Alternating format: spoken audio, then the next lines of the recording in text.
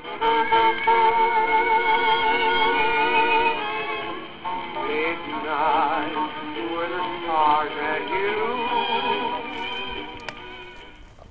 hello. My name is Salman and I'm Assistant Professor of Integrated Science and Humanities at Hampshire College. I'm Kevin Anderson. I teach courses in film and anthropology at the University of Massachusetts, and this is Film Autopsy. Hello, and welcome to a film autopsy of Take Shelter, a new film by writer-director Jeff Nichols, starring Michael Shannon and Jessica Chastain. In the film, the character played by Michael Shannon is haunted by rather disturbing dreams, and as the film progresses, he starts to experience visions in his waking life, and he seems to be the only one who is witness to these, and he becomes increasingly concerned about some kind of impending doom. So his wife, his child, his community all have to watch him go through this and deal with him as he's preparing for what he thinks might be the end of the world. But it's a fantastic performance by Michael Shannon, and I think we could call it a film about, you know, insanity or depression, but I think it's certainly much more than that. Today we have a guest reviewer with us, John Marks, who is a novelist and former producer for 60 Minutes. John, what were your thoughts on Take Shelter? Did you like it? Yeah, I really liked it. For me, this movie's interesting in a lot of ways, but the thing I kind of keyed in on, and maybe this is because I'm a bottom feeder when it comes to horror films, is the whole zombie craze. I kept thinking, okay, let's suppose that what we're looking at is the first 30 minutes of a zombie film where a few people seem to know that something terrible is happening, but we never actually get to the zombie apocalypse, right? So this is all about that sense of tension and fear as one person begins to feel the unease of the approach of something scary, and in this case, it's a storm. And, you know, for me, a lot of what makes great horror is that sense of accurately reproduced anxiety, so that the audience begins to go on this ride that begins maybe very slowly, snippets of news, a flash of a landscape that's unsettling. But usually in kind of a mainstream horror film, that leads to something happening that's very obvious and clear, some kind of a monster, something going on. In this case, it's all about that sense of unease and what we're to make of it. And I loved that. I'm not sure I've seen it that many times in movies so beautifully portrayed. Michael Shannon, you really do feel that he's suffering from something, but it always feels to me too at the same time that he's aware and awake and always entertaining the possibility that something bad is coming. So I don't know, I really liked it. What about you guys? Yeah, and I remember, I think a month ago or something like that, I ran into you and you said, well, you like Drive? Well, you should see Take Shelter, which was as good as Drive or as innovative. And so I certainly had the bar quite high going into Take Shelter, and I loved it. But the way I looked at it was, I mean, I think this angle of horror is fascinating, but I also looked at it from the perspective of a religious film. In some sense, there was, so Michael Shannon, who deeply believes that there is something, there's something happening.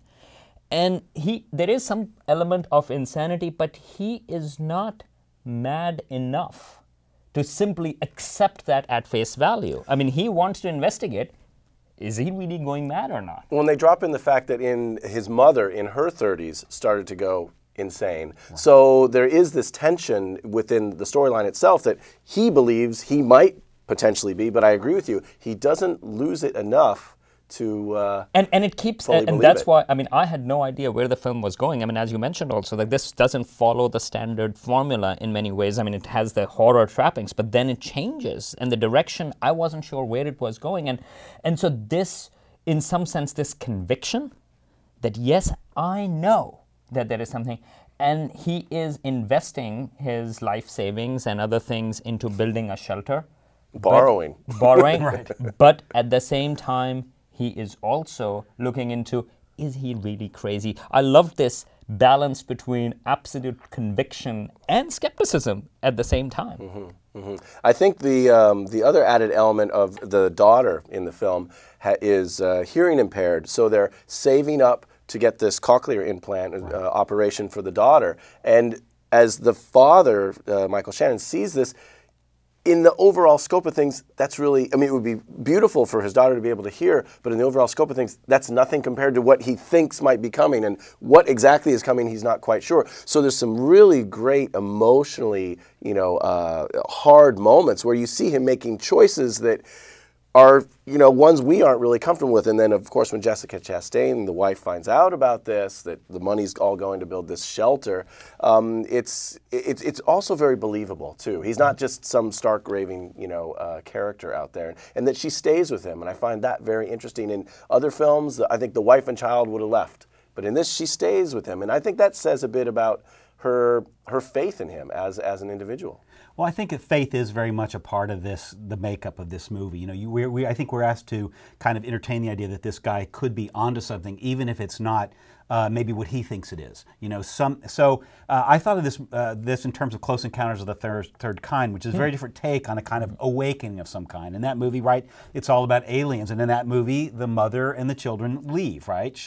And in this case, the struggle of that woman to stay with this man is part of, I think, what helps the audience to stay with him. She clearly sees him making an honest attempt to resist, and she wants him to resist, and she wants him to come back in a way, and that's part of her sort of awakening. To me, this is a lot about, too, somebody convincing others that his vision of the world is true, right? What's the process of that? By the end of this movie, I wasn't really sure that it was that character's movie. I thought, you know what, this is about her. And her suddenly being convinced that something that looked crazy is true. And that's a fascinating, that's part of what I loved about this movie. It was constantly throwing out these opportunities for you to see it in different ways. And a lot of it was in the eyes. I mean, I thought that you could actually see, and I don't want to give away sort of like towards the end also. I mean, you just see the way they look at each other, both, again, element of when she is doubting and when she is believing. All of those things is the way they look at each other. And I thought that's where like some of the acting elements were phenomenal in this one, and including the music. But and the use of sound in general. Sound was just creates a whole other dimension to it. Really, that actually was a very rich texture to that. I should mention that in terms of Mad Men, not the TV series, but in general, Lunatics or Mad Men, it's also an interesting exercise when we think about, at one point, people who are talking about end of times and things like that. What if they turn out to be correct? How would they feel about it? And how would people around it? And in some sense, I mean, there is a new novel out, Leftovers, which actually deals with what if rapture did happen? And the people who are skeptics, how would they think about it? And in some sense, this is, I mean, I was just thinking about it, that this is one of those instances where people say, oh, end of the world is coming, end of the world is coming. And you say, yeah. What if it is? How do you react to that? Well, on that note, I think this would make a great pairing with The Road, because this explores all of the drama leading up to something that may or may not happen. And then in The Road, we don't really know what happened, but definitely something happened, and it deals with the aftermath of that. So we don't want to give anything away in terms of how this film actually ends and what its position is on, you know, Michael Shannon's character. But I think we're going to see, we should see an Academy Award nomination for Michael Shannon. Definitely. Hopefully beyond that the director gets acknowledged for original screenplay. And I think we'd recommend it to just about anybody. I think so. I think lovers of the Weather Channel should definitely check this movie out. I have to say, it is a beautiful essay on the power of storms, among other things. It really is. Great point. And spectacular cinematography of storms. I mean, you just see them in a spectacular manner. We didn't get a chance to talk much about class. I think that plays quite a significant role in this film. It is set in Ohio, Middle America, working class community, and his struggle with maintaining money and borrowing is certainly, perhaps can be read metaphorically about things that are going on currently in this country. Oh, it's a superb movie for this moment. In fact, to me, I would say this is the first movie I've seen that fully embraces and encompasses this cultural moment. All right, well, that's a pretty high recommendation. Check out Take Shelter. Midnight, where the stars and you